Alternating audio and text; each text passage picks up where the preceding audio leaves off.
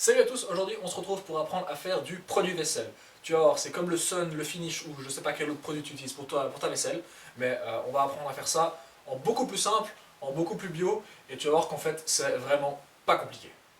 Du coup pour ça, tu vas avoir besoin d'une balance, d'acide citrique, de cristaux de soude, de bicarbonate de soude, et tu auras besoin de percarbonate de sodium. Donc pour ça, pas compliqué.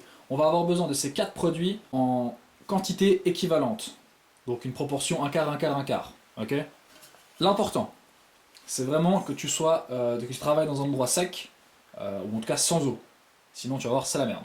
Donc pas compliqué, première chose, tu commences par prendre à peu près 100 g d'acide citrique. Parce que je finis le pot. Parfait. C'est pas grave si t'es à 3-4 grammes près, ok.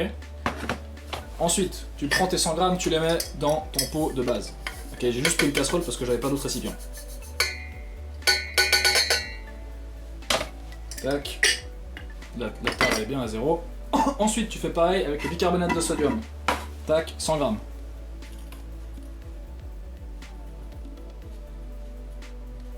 Parfait. Bon, 103 grammes, on s'en fout. Même chose, tu prends et tu verses dans ton récipient. Tac. Ensuite, tu prends pareil 100 g de cristaux de soude. Cristaux de soude, autrement appelé carbonate de sodium. À ne pas confondre avec ce qu'on appelle communément le bicarbonate. Je ferai l'explication tout à l'heure.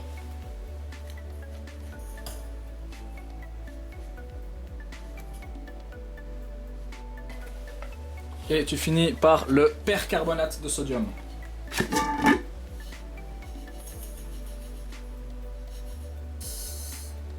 Voilà.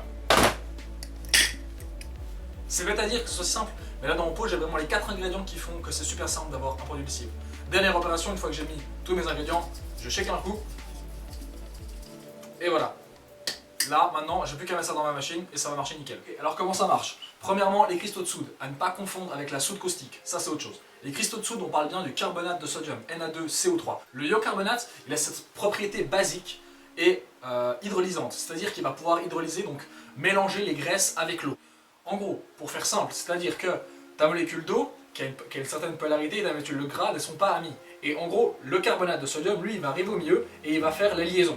Ce qui va faire que ton gras va se mélanger avec ton eau et qu'il va pouvoir partir lorsque tu rinces. Par conséquent, tu comprends que le carbonate de sodium, il ne va pas laver, au sens propre du terme, mais il va solubiliser les graisses. Donc c'est quand tu vas manger un plat bien dégueulasse, bien gras, un bon morceau de viande, bien juteux, et que du coup tu auras tout ce gras dans ton assiette, ça c'est le carbonate de sodium qui va s'en charger. Ensuite, deuxième élément, le bicarbonate de soude, qui est en réalité, chimiquement parlant, de l'hydrogénocarbonate de sodium.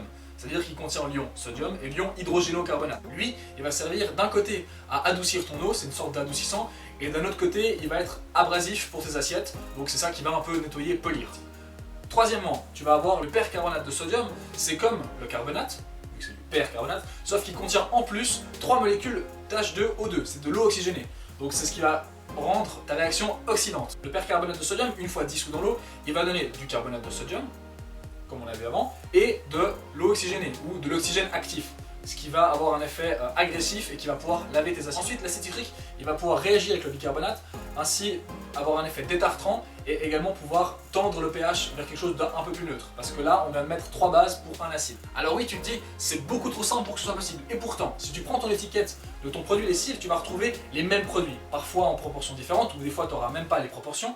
Mais surtout, le plus important, c'est que tu vas comprendre que, en plus de ces produits-là qui sont vraiment la base de la base, tu auras d'autres produits qui vont être ajoutés. Des amylases, des protéases qui vont dénaturer respectivement les protéines ou les restes d'amidon. Tu auras également des trucs genre le TAED qui va être un acide beaucoup plus fort et qui va écologiquement ne sera pas intéressant. Alors oui, ça va laver peut-être légèrement mieux, donc autrement dit, tu vas pas pouvoir laisser ton assiette dégueulasse pleine de sauce tomate sans devoir passer un coup d'éponge au préalable. Mais globalement, tu auras un produit vaisselle qui lave plutôt bien.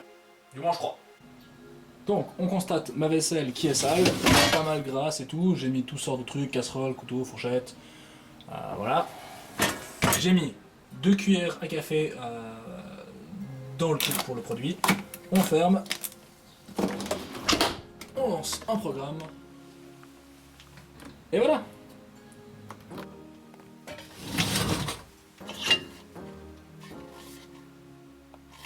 Voilà, on va arriver à la fin de la vidéo. Donc si tu as l'impression d'avoir appris quelque chose, mets un like. Si tu as l'impression que tu peux utiliser ça et que tu vas pouvoir le reproduire chez toi, alors partage cette vidéo à d'autres gens autour de toi qui pourront eux aussi le reproduire. Et nous on se retrouve pour une prochaine vidéo. Ciao!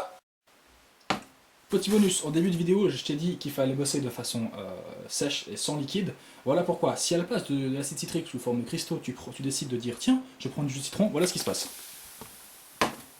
Tu obtiens directement ta réaction. Et là, du coup, bah, c'est pas ouf. Enfin, ça va laver, quoi. Mais c'est pas ouf.